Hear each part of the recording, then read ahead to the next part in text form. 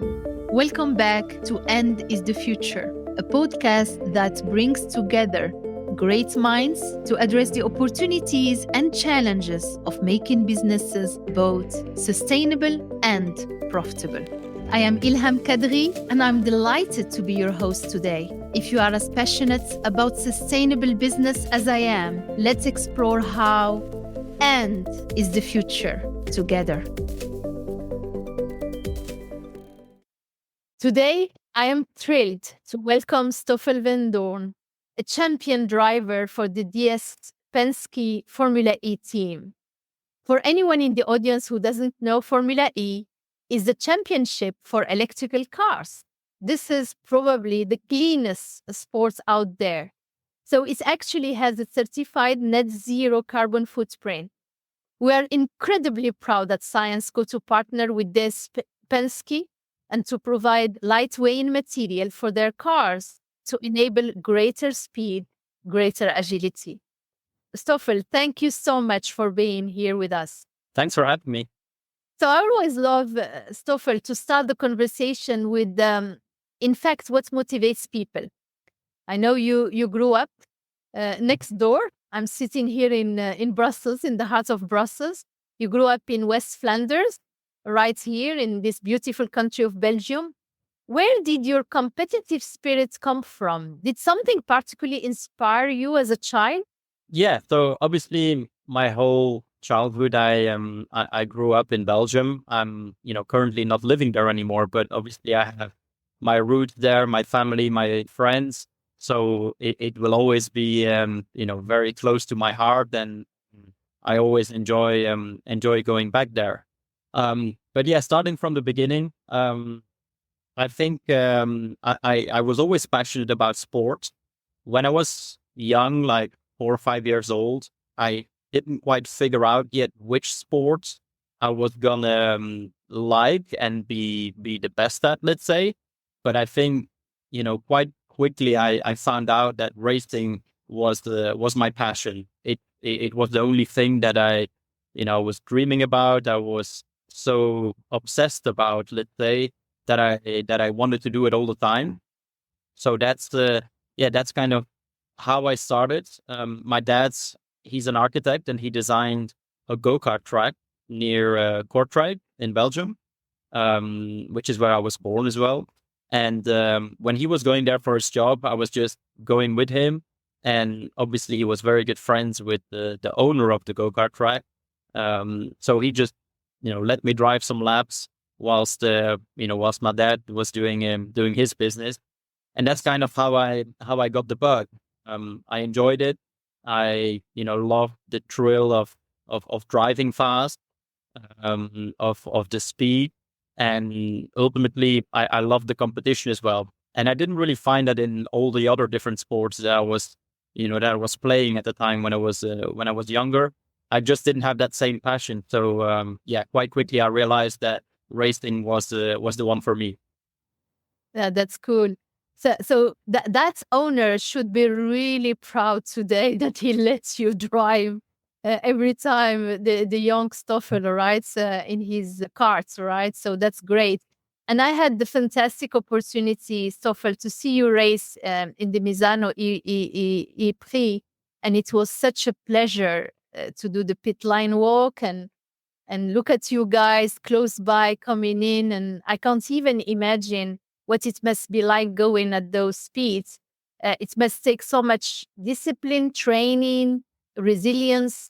Can you tell us more about your training and how do you prepare yourself both physically but also mentally for a race? Yeah, so obviously Formula E is, you're racing at the highest level in electric racing, and all the drivers that are there for the same reason. They're there to try and win races, try and win championships, and do that collectively as a team. So you're going up against the very best. So it makes it even harder to really make a difference to them, because everyone has won championships before. They've won a lot of the series before they've arrived there. So you're really competing against the very best. So it's all in the small details where you can make difference. That goes from the technical side with the team, really analyzing the data that we have available. Also for us drivers, we work very closely with our engineers, and one driver prefers something a little bit different than another one. So it's really a collaboration that you have to establish. And then you obviously have the physical and the mental side as well. Physically, we have to be very fit. It's quite tough for us because the teams want us to be quite light, because the lighter you are, the better it is for the performance of the car. But at the same time, you have to be strong enough to drive the cars. We have no power steering. We have a lot of G forces on our body when we are braking, when we are cornering. So the racing is very intense from a physical side, but also mentally. Managing the energy through the race is very difficult. We have a lot of information on our screen, our displays that we have in our cars. We're constantly communicating with our team to give them information so they can help us get through the race as well. And in the end, it comes down to a really small margins. And as soon as you have a small little mistake or something that is not 100% right, you're not gonna win the race. It's a great feeling when it goes well, when you're on the podium, when you have a victory together with your team. It's a very rewarding feeling, because it's not just yourself that has done the job. It's really a team effort, and every single person in the team has contributed to that. Yeah. And I heard that you are following very rigorous diets, right? That's what the crew said. Yeah, definitely. And we have a physio with us Yeah. during all the races, and she's also helping us with our nutrition. Yeah. So to make sure that we eat at the right times of the day, that we eat the right food as well. Some Yeah. countries we even import our own food, let's say, because the quality of the food sometimes is not always up to the standard that we want. So sometimes we just want to be safe. It's not Yeah. the most enjoying meals, let's say, Yeah. but at least it's safe, and we can't afford to be sick. So we always take great precaution. Yeah. Well, that's the ticket to pay to be a champion. So maybe, as I said, right, Formula E has a net zero carbon footprint. It's a big deal for Syensco and our employees, we call explorers. How does it feel to be part of such sustainable sport, Stoffel? I think Formula E is getting to the minds and the hearts. And I was really impressed at the Misano E-Prix, to see so many people, so many families, so many kids coming in. So how does it feel to be part of this new sustainable sport? Yeah, it's great. Obviously, I joined Formula E 5-6 years ago now, and it's really a championship that is on the rise, that is pushing sustainability, electrification, and bringing that racing to the cities as well. So the championship has been carbon net zero for some years now, and it's been kind of miles ahead of other championships. And it's great that that is the continuous message that everyone is pushing. Not only the championship, but also the teams are putting a massive effort into that with everything we do, with the production of parts, even just with or food and beverage that we bring to the circuits. Everything is in cardboard, disposable bags. We have no plastic water bottles anymore. So we're really trying to take care of everything that we do. Of course, for us drivers, that's not the main focus, because we're here to perform. But for sure, we want to, we're kind of the pillars, right, of the sport, and people look up to us. So that's definitely something you have to have on your mind, and a message that we push over in the world. Yeah. So coming a bit to the performance of the car and, socializing it with our audience, how does a Formula E car compare to hypercar, for example? Are there any differences when it comes to speed and control? And I'm curious, especially since we provide materials, what would be your ideal car, and how fast, you would like to reach the 100 kilometer per hour? Yeah, I would say Formula E is a very different car to to any other race car. Yeah. First of all, it's fully electric, so um, already there is very little sound, very little noise in the Yeah. car. So in the beginning, when you drive those cars for the first time, it is quite strange because when you grow up in all the other Yeah. different theories, you actually realize that the noise, the sound is actually a big part of our cues that we use for driving and feeling things inside the car. So that was quite different. Then I would say the braking in a Formula E car is very particular because we regenerate a lot of energy through the braking phase. So actually we have no brake discs at the back of our car because it's fully electric. So the feeling on the brake pedal and the way that you have to brake is quite different to other cars. So that takes a little bit of time of adaptation.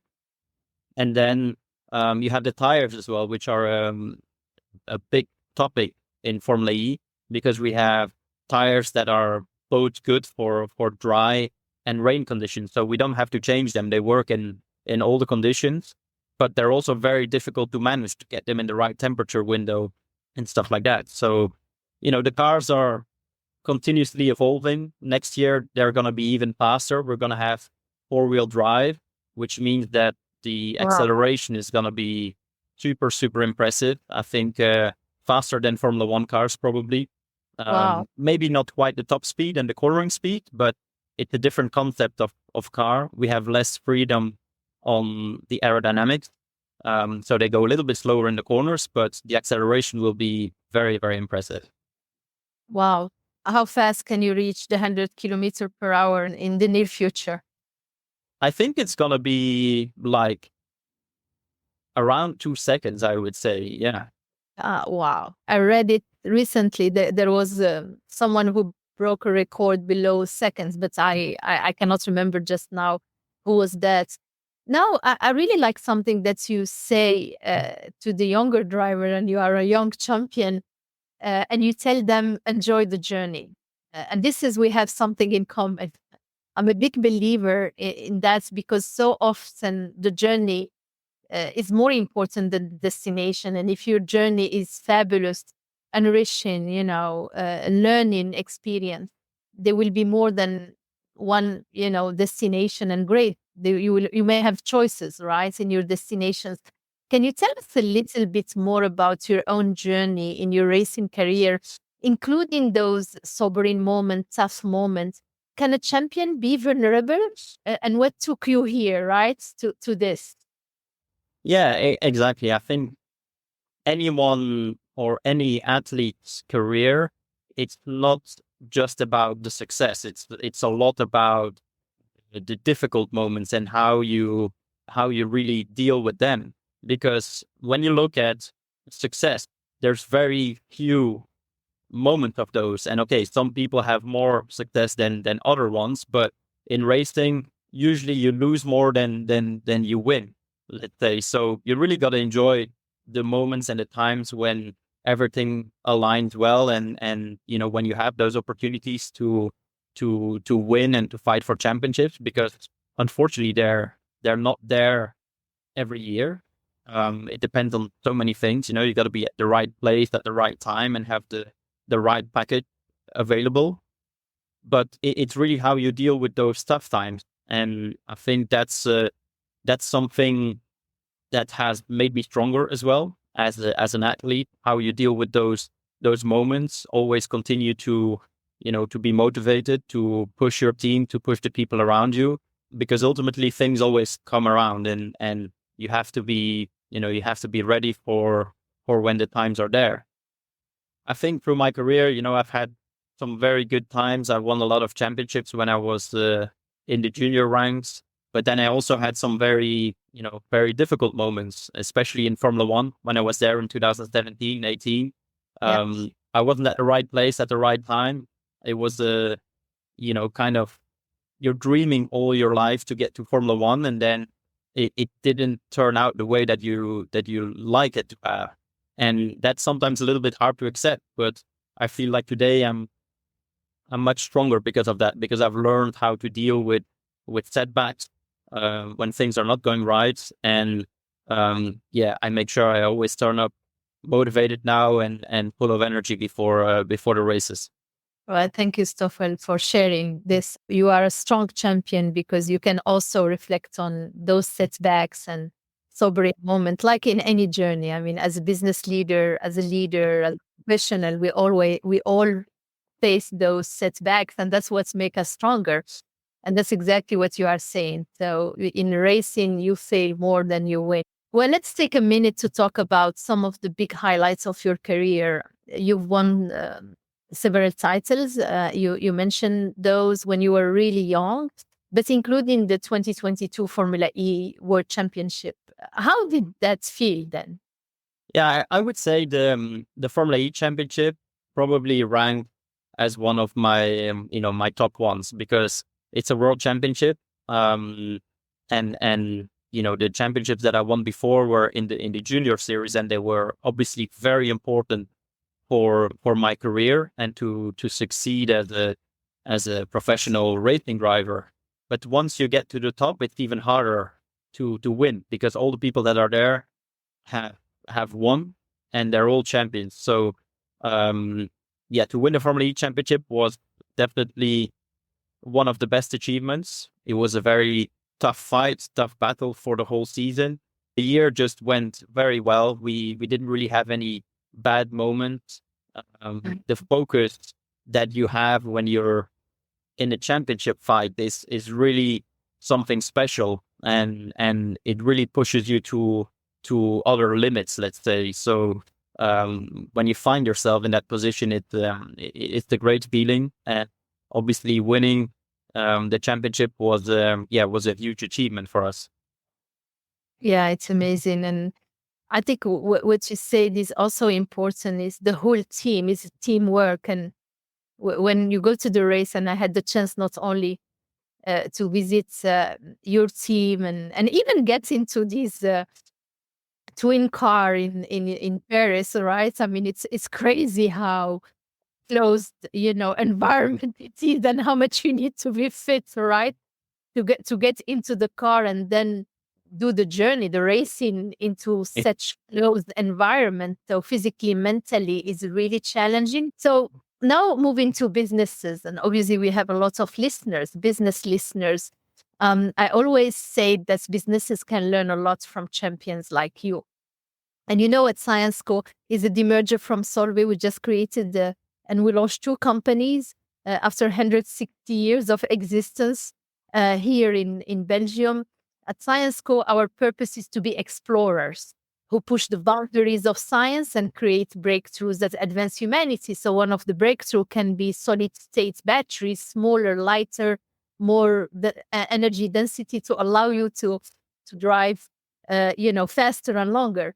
And this takes a lot of passion and the will to go beyond. And I think you are a brilliant role model for all of us, because you have to have such incredible discipline. You talked about your diet, your training, determination in face of setbacks, and winning mindset. And that's what we want our explorers, is really to have that winning mindset. And you role model all of those. So what do you think? Scientists, we fail a lot in science as well before winning, and business people can learn from you, Stoffel. You made some great points there, and I feel in racing now, and not only racing, probably I'm forgetting definitely other sports as well, but I think Formula E is kind of a laboratory. And what we see more and more is that companies want to associate with Formula E teams, not just as a pure sponsorship, but really for a B2B opportunity, let's say, because I think there is great ways for the teams to benefit from the companies that they're associating with. In our case, that's Syensco, and vice versa, let's say. So I think those partnerships are great when both parties can be fruitful because of that, let's say. And I think in business it's a similar mindset to racing, I would say. I think a lot of things probably go wrong before they go right. But the key to that is to keep trying and to never give up, because ultimately a solution will arise and you will have the benefit of that after that. Yeah. Never give up, right? Don't give up on your dreams and big ones. You've been to probably every racetrack in the world by now. Which one is your favorite and why? My favorites, I mean, the Formula E racing tracks, they're a bit different than the normal racing tracks, or the permanent ones, let's say. In terms of the permanent ones, I love Spa. It's Ah, our Belgian, racetrack. yeah. It's a beautiful racetrack. I think it's one of the best in the world. Beautiful scenery, a lot of elevation, one of the longest ones as well. And a very fast and flowing circuit. Then in Formula E itself, we mainly race on street circuits, and I would say probably one of my favorites there is Monaco, Mhm. because this race is so special. It got a massive hype, a massive buzz around it every time we raced here.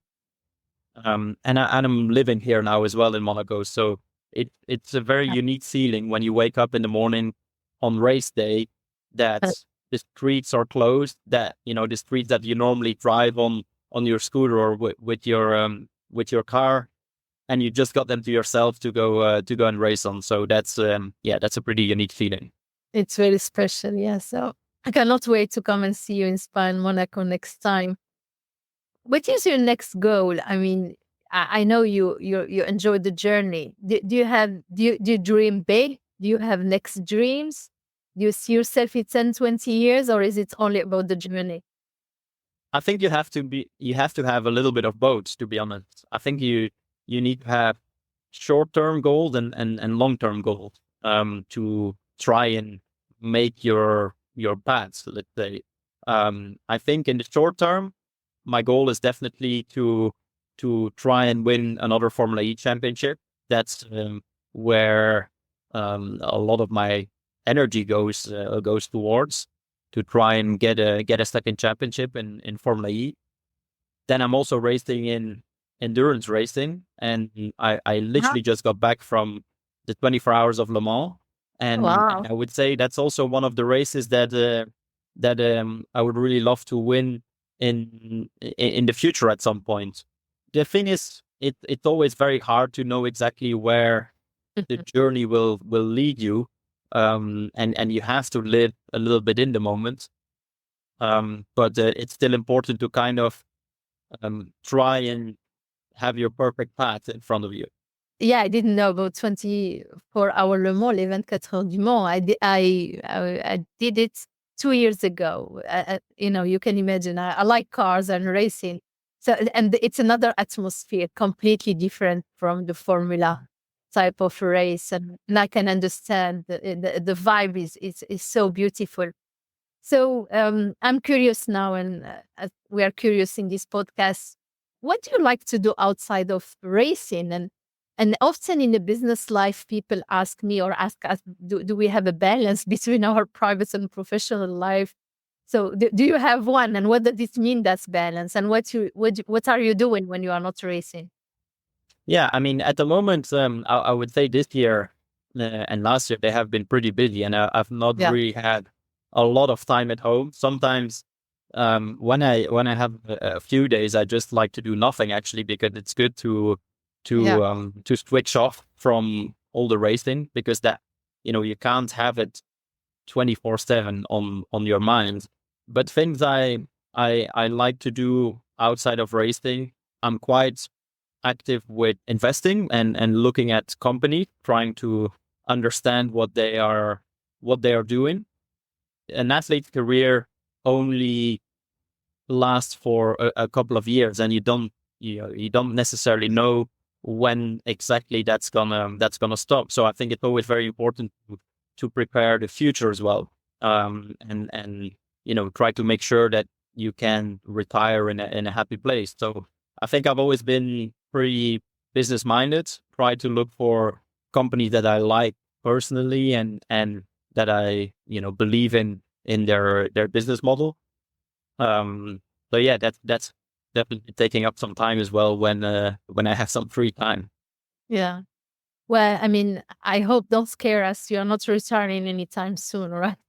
No, I'm not. I'm still here for a while. Yeah, yeah, yeah. Well, thank you so much for this amazing conversation, Stoffel. You are special to us. Not only big champion, and we love what you are doing. We follow you, we watch you. It happens that you are Belgium and we are Belgium. I'm not, but I married a Belgium guy. My son is Belgium. I lead a Belgium company, so we are very, very proud of you, and we can also all learn a great leadership lesson from the champion you are, your discipline, your determination, your humility on sharing your vulnerabilities, which is for us the DNA of great leaders. So you've inspired us today to go full speed ahead, to achieve great things. And I'm sure our listener and our scientists who are, innovating, lightweighting for cleaner mobility are going to be so much inspired to know that they are contributing indirectly to your win. So thank you very much, Stoffel. Thank you. Thanks for having me. Thank you so much for joining us today. For more information or to listen to other episodes, visit our website. And if you like these podcasts, don't forget to subscribe. Until next time, be safe.